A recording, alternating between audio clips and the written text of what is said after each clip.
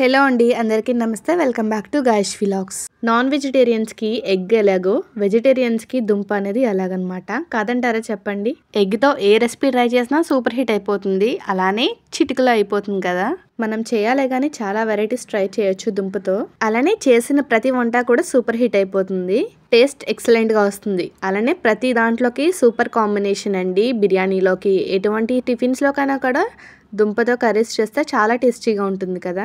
ఇవాళ దుంపతో ఒక రెసిపీ అనేది చూపించబోతున్నాను. సీజనల్ ఫ్రూట్స్ లానే సీజనల్ వెజిటేబుల్స్ కూడా ఉంటాయి. అందులోనూ మనకి వింటర్ లో బాగా దొరికే వెజిటేబుల్స్ వచ్చేసి గ్రీన్ పీస్. ఈ రెస్టారెంట్స్ గానీ వెళ్తే ఒక మంచి థిక్ గ్రేవీ అనేది వస్తుంది దుంపతో. సో ఇవాళ నేను మీ అందరికీ ఒక రెస్టారెంట్ స్టైల్లో దుంప గ్రేవీ అనేది ఎలా చేస్తారో చూపిస్తాను. చాలా చాలా టేస్టీగా ఉంటుంది. రెసిపీని అయితే ట్రై చేయండి. సో ముందుగా దుంప, అలానే టొమాటో, సన్నగా నీలంగా చాప్ చేసుకున్న ఆనియన్స్, పచ్చిమిర్చి, అలానే ఉడకపెట్టిన బఠానీ. ఇప్పుడు కడాయి అయితే పెట్టుకోండి. 3 స్పూన్స్ ఆయిల్ అయితే వేసుకోండి. అలానే జీరా, ఒక బిర్యానీ ఆకు, చెక్క, 3-4 మిరియాలు వీటిని వేసుకోండి. కాస్త సేపు వేగనివ్వండి. ఇలా బాగా వేగిన తర్వాత అల్లం వెల్లుల్లి పేస్ట్, అలానే నిలువుగా కట్ చేసిన పచ్చిమిర్చిని అయితే యాడ్ చేసుకోండి. అల్లం వెల్లుల్లి పేస్ట్ కున్న పచ్చివాసన పోయేంత వరకు అయితే వేయించుకోండి. ఇలా 2 నిమిషాలు వేయించుకున్న తర్వాత ఇప్పుడు సన్నగా నిలువుగా చాప్ చేసుకున్న ఆనియన్స్ అయితే వేసి కాస్త పింకిష్ షేడ్ వచ్చేంత వరకు వేయించుకోండి. ఆనియన్స్ మరీ బ్రౌన్ కలర్లో రావవసరం లేదు, పచ్చివాసన రాకుండా కొంచెం కలర్ షేడ్ అయ్యేంత వరకు అయితే వేయించుకోండి. ఇలా వేయించుకుంటున్నప్పుడు ఫ్లేమ్ని హైలో పెట్టుకోకుండా స్లో టు మీడియంకి అడ్జస్ట్ చేసుకుంటూ మంచి కలర్ వచ్చేంత వరకు వేయించుకోండి.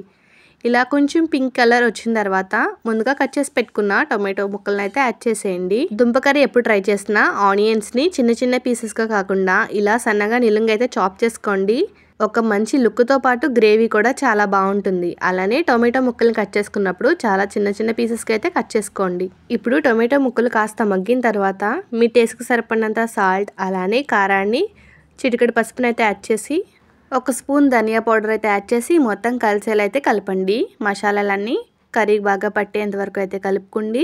టొమాటో ముక్కలు బాగా వేగి అలానే వాటిలో ఉన్న వాటర్ బాగా పైకి వచ్చి ఆయిల్ సపరేట్ అయ్యేంత వరకు వేయించుకోండి. దుంపలో టొమాటో కాంబినేషన్ బాగుంటుందా అనుకోవచ్చు, చాలా బాగుంటుందండి. తప్పకుండా ట్రై చేయండి. వీటిలో బఠానీ అనేది వేస్తారు కాబట్టి ఇంకా మంచి టేస్ట్ అనేది వస్తుంది.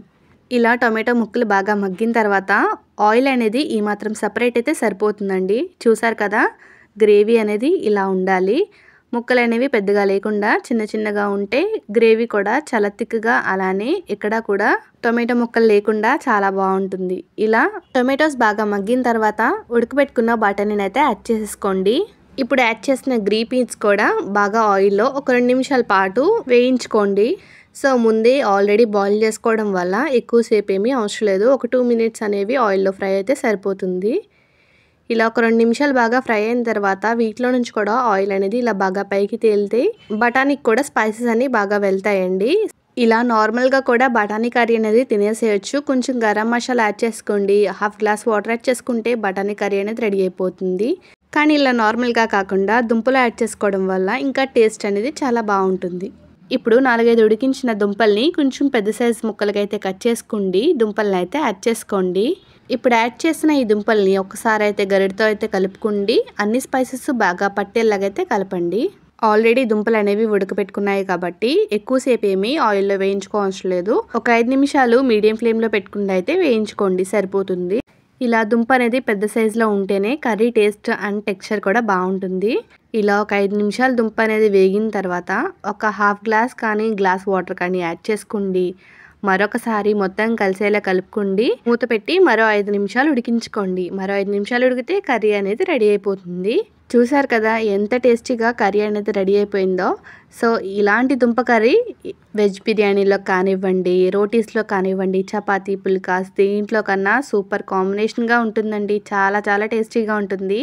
ఆనియన్స్ నిలువుగా కట్ చేసుకోవడం వల్ల ఆనియన్స్ పీసెస్ తగులుతూ, అలానే పచ్చి బఠానీ తగులుతూ దుంప పెద్ద సైజులో ఉంటూ చాలా చాలా టేస్టీగా ఉంటుంది. ఇప్పుడు ఇలా కర్రీ బాగా దగ్గర పడిన తర్వాత 1 స్పూన్ గరం మసాలా వేసుకోండి. కాస్త కొత్తిమీర వేసుకోండి. మరొకసారి అయితే గరిటతో మొత్తం కలిసేలా కలుపుకోండి. ఇంకా స్టవ్ అయితే ఆఫ్ చేసుకుంటే ఎంతో టేస్టీగా ఉండే ఆలు టమాటో గ్రీన్ పీస్ కర్రీ అనేది రెడీ అయిపోయింది. తప్పకుండా మీరు కూడా రెసిపీని ట్రై చేసి నచ్చితే తప్పకుండా సబ్స్క్రైబ్ చేసుకోండి.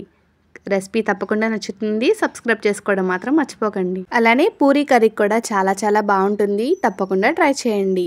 అందులోనూ గ్రేవీ ఇలా థిక్గా ఉంటే కర్రీ టేస్ట్ ఇంకా బాగుంటుంది. రోటీస్లో కానివ్వండి, అలానే ఎటువంటి టిఫిన్స్లో కన్నా చాలా చాలా టేస్టీగా ఉంటుంది. అలానే మీలో ఎంతమందికి దుంప కర్రీ అనేది ఫేవరెటో తప్పకుండా కమెంట్ చేయండి. ఐ హోప్ ఈ వీడియో మీ అందరికీ నచ్చిందని అనుకుంటున్నాను. మరో టేస్టీ అండ్ ఇంట్రెస్టింగ్ రెసిపీస్ కోసం తప్పకుండా గాష్ వ్లాగ్స్ని సబ్స్క్రైబ్ చేసుకోండి.